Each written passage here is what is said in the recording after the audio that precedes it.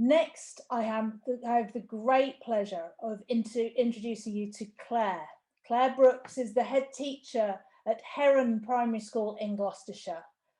She's been working with Michael Follett, and her first winter, I believe, when she was doing OPAL back in, Claire, was it in 2017? No, it was September 2019, 6 months before COVID.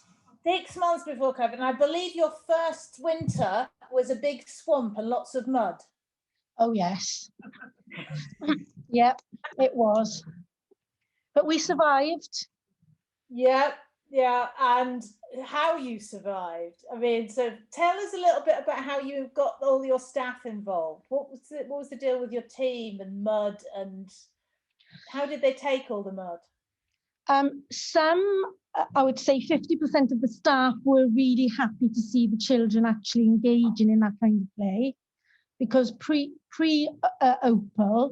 our school as a two-form entry primary, we had 3 playgrounds, 420 children spread across 3 playgrounds with a huge field that was only used in the summer term. Yep. And then that was, you know, segregated. Each year group had their own bit of the field to play on. Yeah.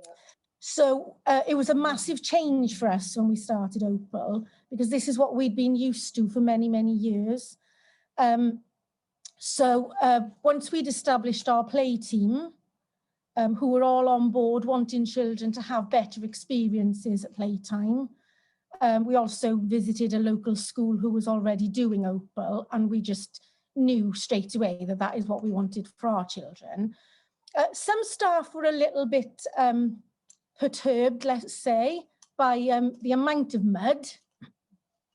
But, yeah, you know, we've been really open with the parents from the beginning and saying that there's no such thing as, you know, bad weather. There's no such thing as, you know, activities that the children can't participate in, as long as they're prepared.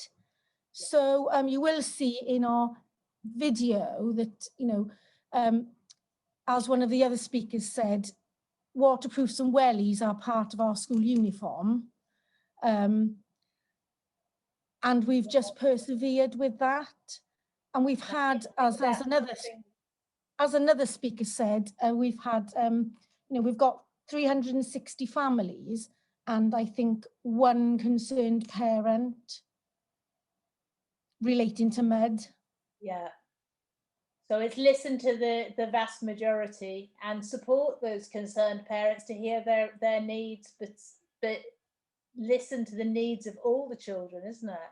Absolutely, absolutely. Yeah. And children just love mud. It's as simple as that. It is true. It is true. Right, we're going to go on to your film here, because Claire, I love this film. I hope everybody loves it. Do please, all of you, do be writing your questions in the Q&A. I know there's the chat is all very busy, and it'd be nice to see some of the questions in the Q&A to add to it, because not only are we going to answer them today, we'll be answering them on Twitter and Facebook and other places. Enjoy this film, this short film, and I'll see you on the other side.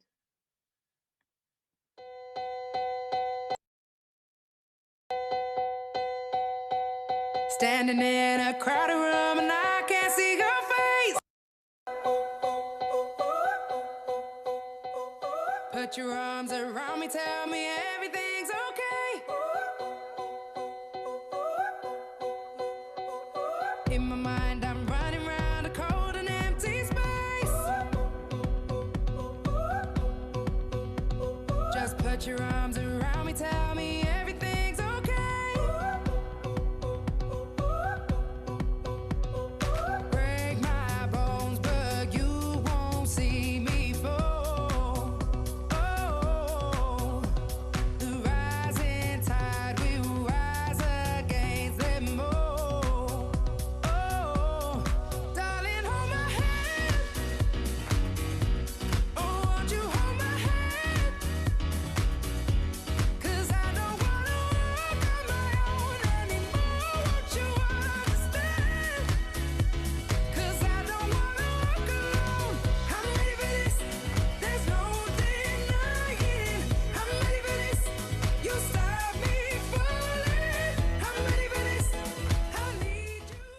Claire Brookes and I'm the head teacher here at Heron Primary School. We are a two-form entry primary. We started our OPAL journey in 2019. Previously, our play offer consisted of all children split between 3 playgrounds all year and access to our field in the summer term only. This was not always conducive to sustained good behaviour. We were keen to be able to offer our children better play opportunities. A local school had talked about OPAL, so we went along to see it in action. From that day we knew that this is what we wanted for our children. The formation of our play team was the first thing we addressed, and this has been vital to the success of OPAL. We have involved all staff, children, parents and the local community in setting up and developing our play offer. We have been able to fully utilise our site where previously we had not. Our local authority's school improvement advisor commented whilst on a visit to us that he thought what he saw was inspirational. Ofsted were also very keen to see OPAL during our inspection in October 2019 and included a very positive paragraph entirely about OPAL in our report. With some modifications, we have been able to continue to offer OPAL to the children throughout the pandemic, and we look forward to continuing our OPAL journey and improving our offer even further in the future.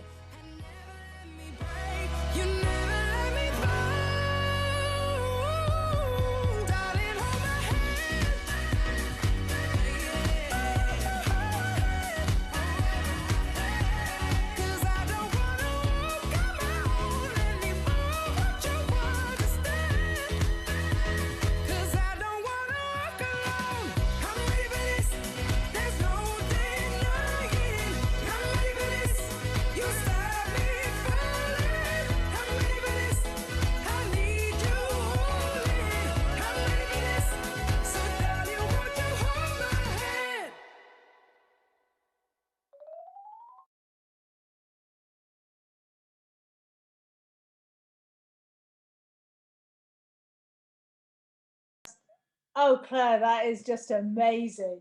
That is amazing. Tell us just what would have been the best bits about being an OPAL school there? Just seeing all the children happy. And it does do all the things that the other panellists have said. You know, it does reduce behaviour issues. The children are more ready to learn. And staff have, you know, come on board fairly quickly, despite the initial concerns about, you know, certain aspects such as the mud. But the children want to be out there.